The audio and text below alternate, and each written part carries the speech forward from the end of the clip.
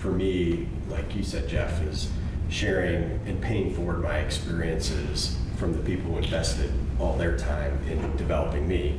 And I think one of our teammates said it last night at dinner when he said, I'm trying to help them avoid all the mistakes and errors I made as a leader. I don't want them to have to live through that. I don't want them to make the same mistakes. So as part of being vulnerable is, I think I share more failure than, here's the recipe for success. It's usually don't do this because I learned the hard way. Yes. And I think that's where I get a lot of joy is in sharing those things, knowing that I've steered them away from that pothole or that pit to not fall into as a leader, because we've all had those moments, and you look back and go, I don't want anyone to ever have to feel that or experience that. And that's one of the things that I really enjoy is making sure that I've given some of those words of wisdom and tools to not do what I did.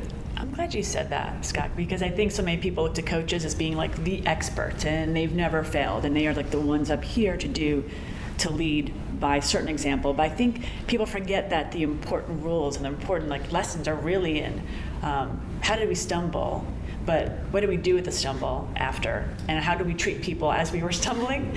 I think how we treated ourselves during the stumble, because I think most of us, if we go through a hardship, we can also just retract, which is the worst thing to do.